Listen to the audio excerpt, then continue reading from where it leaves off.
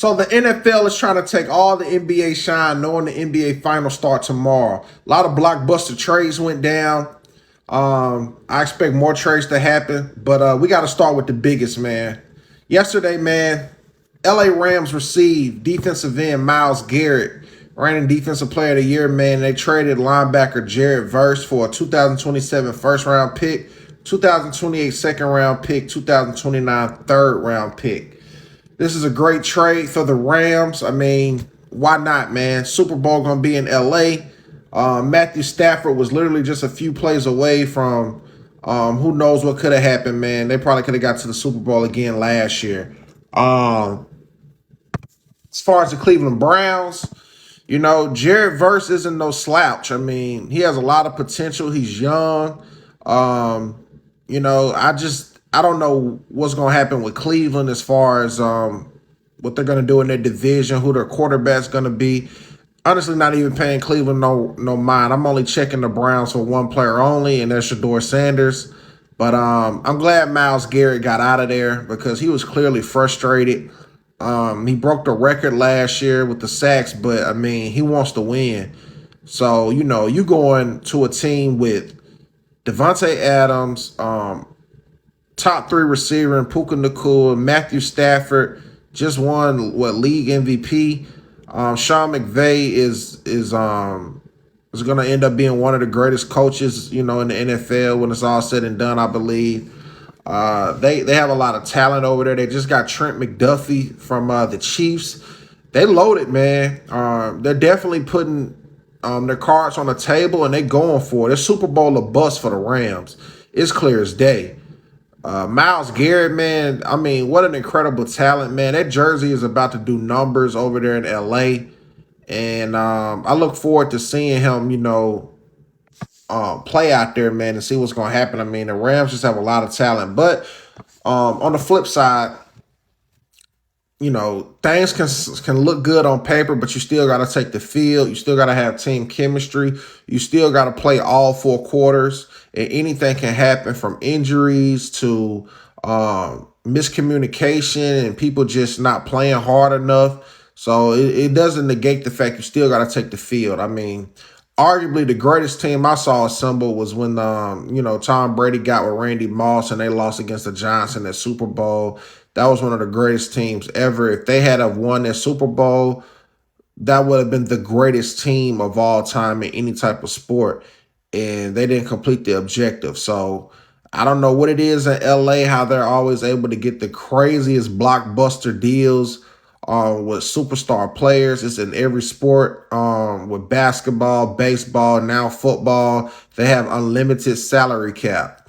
But we'll see what happens, though, man. I mean, the NFL has a lot of players in different jerseys now. And Odell Beckham, he returned. We can do that segue. He returned to the Giants. And I don't know the details of the contract, but it's good that he returned back because Jackson Dart has a lot of weapons now in that offense. I know Odell can, mentor Malik Neighbors even more since they both went to LSU. I just like that look, man. I mean, I had already said, man, the New York Giants are going to be an extremely entertaining team to watch, man. Now, I do know that Jackson Dart kind of got in some heat with his alliance with the president and Abdul Carter, but they ended up shaking hands and hugging and all that. And that kind of created a stir. But I'm not here to talk politics. I'm only here to talk about the game and personnel on teams, how whatever people do off the field and their beliefs, that's their business. You ain't gonna get that out of me. But I just brought that up in regards to, before they got that acquisition of Odell Beckham, that was like the latest what was going on in New York. But the New York Giants have had a huge offseason. And they also have added some more receivers in their locker room. I do have some concerns about the New York Giants. I believe all these receivers that they've added, not everybody's going to make the team. They got Darius Slayton. They got Malachi Fields. They signed Juju Smith. They signed Braxton Berrios. Darnell Mooney was signed to the Giants. Calvin Austin III, Isaiah Hopkins as well. So, I mean, that's a deep receiver room, and it kind of makes you question the real health of Malik Neighbors.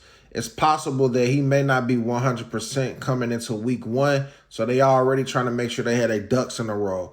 But they did get some good acquisitions on that defensive line. They signed Shelby Harris from Cleveland. I like that. That's a very great acquisition, seeing that they got rid of some other talent on the defensive line. So I like that. But the Giants will be an entertaining team, man. Nevertheless, man, like Jackson Dart, as long as he can try not to get hurt and do the most. DJ Reader from Detroit was signed as well. I know it was somebody I was missing, man. But as long as Jackson Dart can try not to do the most with getting extra yards every time he gets out the pocket and scramble, the Giants can be dangerous. And they got Isaiah Likely, tight end from the Ravens. I expect him to have a 1K season. I really hope he can, because his potential wasn't met with the Ravens. And lastly, the biggest blockbuster trade, the Philadelphia Eagles acquired A.J. Brown. No, the Philadelphia Eagles traded. I'm so sorry. The Philadelphia Eagles traded A.J. Brown to the New England Patriots. We knew this was gonna happen, man. A.J. Brown was ready to get out of Philadelphia, man. He reading books on the sideline. Every post-game interview, he was complaining almost about something.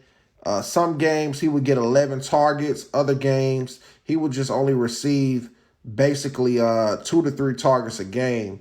And even the writing was on the wall immediately after they won a Super Bowl against the Chiefs, because A.J. Brown basically was saying in like an Instagram post that it wasn't fulfilling for him, because although they won the Super Bowl, he wants to have bigger stats. I think he wants to get to Canton, Ohio, and he wants to be viewed as a true number 1 receiver and an alpha number 1 receiver, whereas like he's responsible for being the leading catcher or touchdowns, all that. I think that's what he wants.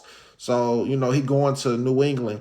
The good thing about New England is that I remember the history he shared with Mike Vrabel in Tennessee. In Tennessee, Mike Vrabel never wanted to get rid of A.J. Brown out of Tennessee. So, once he lost A.J. Brown, Derrick Henry, and all that, it was time for him to dip. So this should be a good reunion. But I hope it works out for A.J. Brown, man, over there in New England, because it's going to make him look crazy. If he, try to carries the same emotional reactions that he had, negative emotional reactions he had in Philadelphia, because the standard is championships and over there, and he's gonna have to produce, man, and he's gonna get his opportunities, and he better catch the ball, man, and he better produce. But like the San Antonio Spurs, New England has a great community of former players, man, that support one another. So I'm sure I already saw Julius Edelman said he can have his jersey number, as if, anyway, I won't even get into that.